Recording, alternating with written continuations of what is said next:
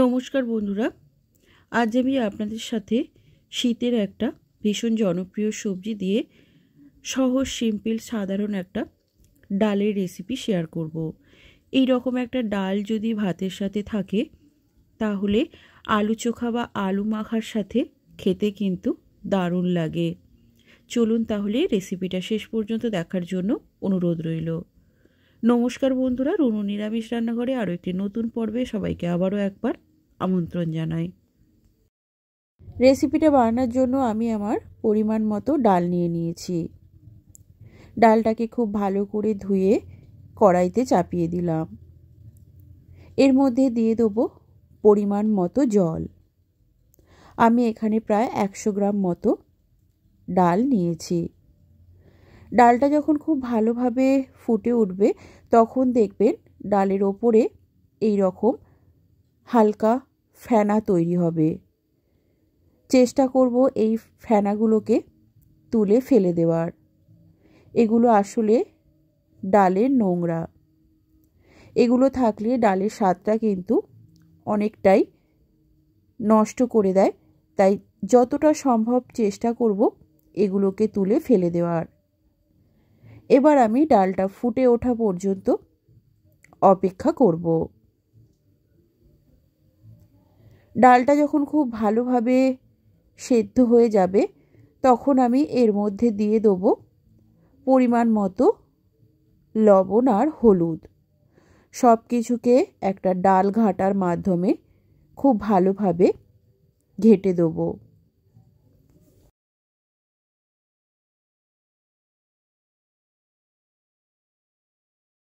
ডালটাকে আমি খুব ভালোভাবে ঘেঁটে দিয়েছি। এবার আমি এর মধ্যে দিয়ে দেবো পরিমাণ মতো জল। যেই পরিমাণ জল আপনারা ডালে পছন্দ করেন, অনেকেই আছেন যারা একটু ঘন ডাল খেতে পছন্দ করেন, আবার অনেকেই আছে একটু পাতলা ডাল খেতে পছন্দ করেন। আপনারা যেই রকম ডাল খেতে পছন্দ করেন সেই পরিমাপেই জল দিয়ে দেবেন। তারপর ডালটা যখন খুব ভালোভাবে ফুটে উঠবে ডালটাকে নামিয়ে নিতে হবে। আমার ডালটা হয়ে গেছে, আমি নামিয়ে নিয়েছি। এবার ওই কড়াইটা আবারও উনানে বসিয়ে দিয়েছি। তাতে দিয়ে দিলাম 1 টেবিল স্পুন মতো সরিষার তেল। রান্নাটা কিন্তু সরিষার তেলেই করতে হবে। তেলটা ভালোভাবে গরম হয়ে গেলে তাতে দিয়ে দিলাম 3টে শুকনো লঙ্কা, 2টো তেজপাতা, হাফ টিস্পুন কালো জিরে আর হাফ টিস্পুন কালো সর্ষে। ফোড়নটাকে আমি খুব ভালোভাবে ভেজে নেব। ফোড়নটা যখন খুব ভালোভাবে ভাজা হয়ে যাবে, ফোড়ন থেকে একটা সুন্দর গন্ধ বেরোতে শুরু করবে, তখন আমি এর মধ্যে দিয়ে দেবো কেটে ধুয়ে রাখা মূলো।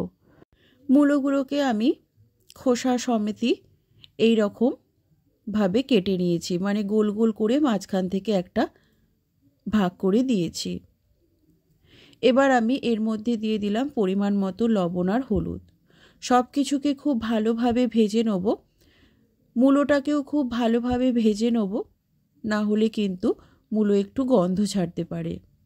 এইভাবে একবার মূলো দিয়ে ডাল এই শীতে একবার হলেও আমার কথা মতো বানিয়ে দেখুন।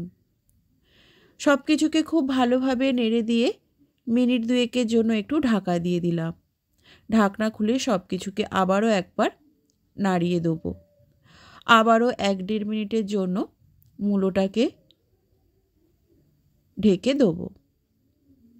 এইভাবে ঢাকা দিয়ে রান্না করতে করতে মূলোটা কিন্তু ভাজতে ভাজতেই অনেকটা সেদ্ধ হয়ে যাবে।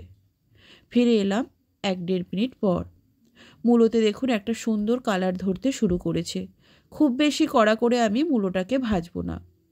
এবার আমি এর মধ্যে দিয়ে দেবো সেদ্ধ করে রাখা ডালটা।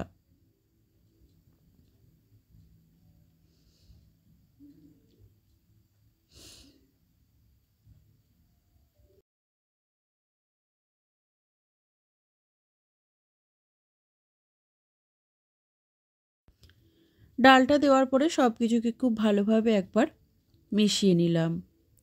এবার আমি এর মধ্যে দেবো একটা ছোট সাইজের টমেটো, যেটা আমি ছোট ছোট টুকরো করে কেটে নিয়েছি। দেবো 2টো কাঁচা লঙ্কা আর দেবো বেশ কিছুটা ধনেপাতা। সব কিছুকে খুব ভালোভাবে মিশিয়ে 4 থেকে 5 মিনিট ডালটাকে খুব ভালোভাবে ফুটিয়ে নেব। এইভাবে ভালোভাবে ফুটিয়ে নিলে টমেটোগুলোও সেদ্ধ হয়ে যাবে আর মূলোটাও কিন্তু ভালোভাবে সেদ্ধ হয়ে যাবে। দেখুন আমার ডালটা খুব ভালোভাবে ফুটে উঠেছে। আবারও আমি একটা ডাল ঘাঁটা দিয়ে টমেটোগুলোকে একটু ঘেঁটে দেবো। তৈরি হয়ে গেল আমার আজকের রেসিপি মূলোর ডাল। একবার হলেও বাড়িতে এই শীতে এইভাবে একবার ডাল বানিয়ে দেখুন। শুধু ডাল আর আলু চোখা দিয়েই কিন্তু পুরো ভাতটা খাওয়া হয়ে যাবে। আজকের আমার এই রেসিপি আপনাদের কেমন লাগলো সেটা কিন্তু অবশ্যই কমেন্ট বক্সে কমেন্ট করে জানাতে একেবারেই ভুলবেন না। আমার রেসিপি যদি ভালো লাগে চ্যানেল সাবস্ক্রাইব করে পাশে থাকার জন্য অনুরোধ রইল। সবাই ভালো থাকবেন, সুস্থ থাকবেন।